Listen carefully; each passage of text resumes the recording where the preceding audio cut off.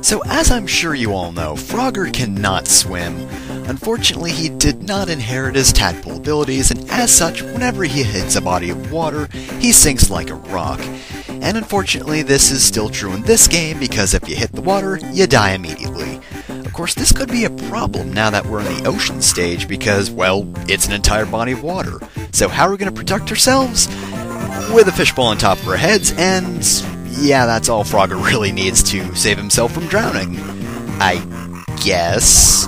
Now, one thing that this does do is, because there's a fishbowl on Frogger's head, he can't actually use his tongue. Yes, as you might have guessed, that affects absolutely nothing, because as you might have noticed at the start of the stage, they don't put butterflies over pits anymore, and as such, there is absolutely no reason to worry about anything, really. So yeah, that's pretty much the gimmick, we can't use our tongue. But honestly, Seatown isn't actually too bad a stage. This is probably one of my favorite stages in the game, actually.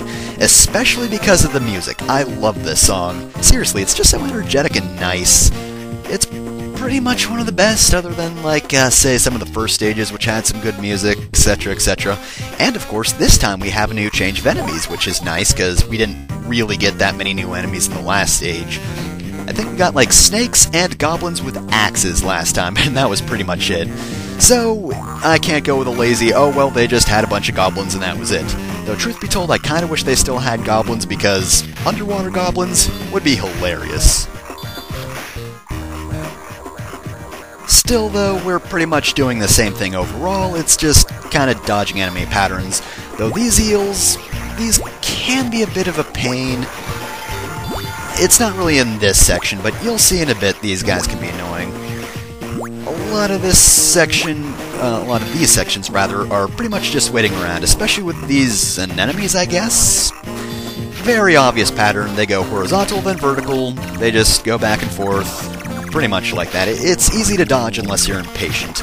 If you're impatient like I am, well, you're gonna have some stupid deaths. I have had some stupid deaths here, some very stupid deaths. But let's not dwell on that. Oh yeah, and by the way, bigger sharks. They're sharks, but bigger. You still have to dodge them like you normally would. Also, I'm thinking of a certain section, but actually no, I'm pretty sure it's in this stage. It's a bit silly, but actually no, it must be in the next section because we're almost at the end of the stage. So, as you can see right here, we have crabs on a train track. It's the crab train. See, look at it. It's amazing. This is actually the natural formation of crabs, and if you see just like a single crab in real life, it's actually just part of a crab train that got derailed. We see it a lot in nature. I don't know what's taking the poor things apart, but someone's doing it. Also, as I said earlier, the eels can actually be a pain to dodge in this section, especially the ones coming up down here. These guys can be a bit tricky to dodge because you can't really see them coming that well. Like, there's one down here. Yeah, he's not coming out. He's a patient little bastard, and if you're not in the right position, yeah, if you stay at the front of the crab train, he will hit you and you will die. Not exactly a fun idea. Oh, and by the way, you can't step onto these tracks or you will fall somehow. I don't know how you fall through solid ground, but Frogger's Adventures. That's the entire explanation.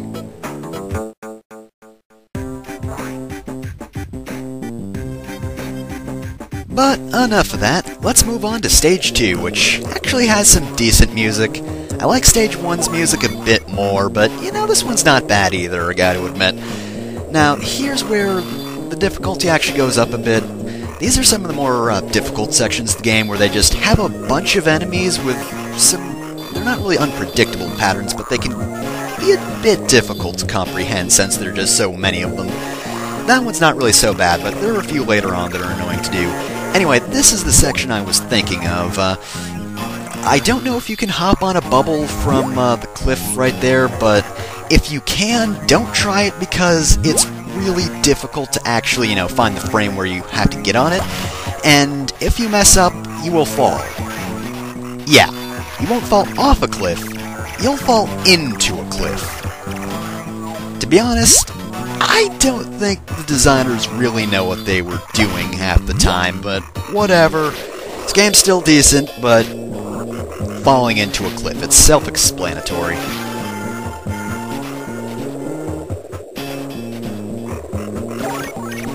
So we're just, hopping along over here. Enemy formations, these aren't too bad, right? What's that over there? That looks interesting. What could it possibly be? It's a giant squid!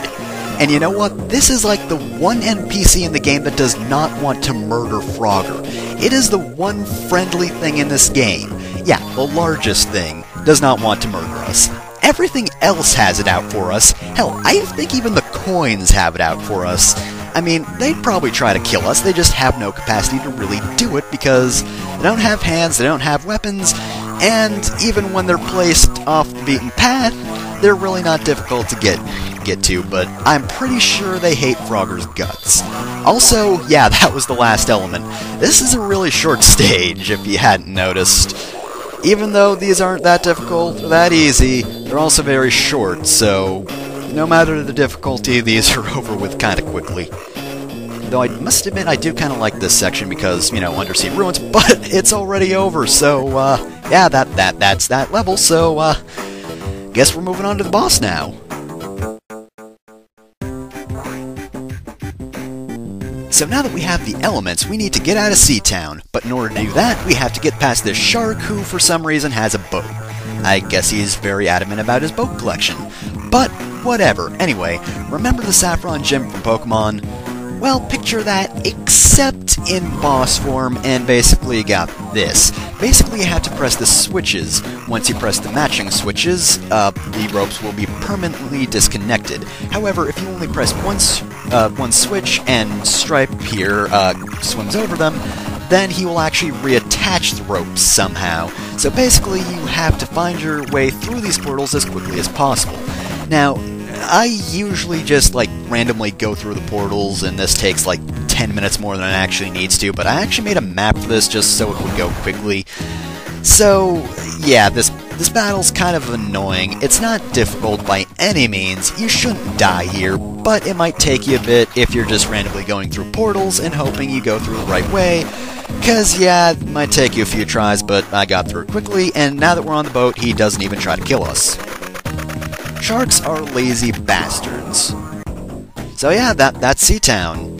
I think Frogger might have taken his helmet off a little early there, but I guess he was just excited to get out of the sea. Still don't know how he survived all this time with just a fishbowl on his head, but anyway, that's that for Seatown. Next time we're going to go into a town again, except this one's in the sky. Actually, hell, the last one wasn't even a town, it was just ocean. I mean, there were some ruins, but I don't think that really constitutes a town.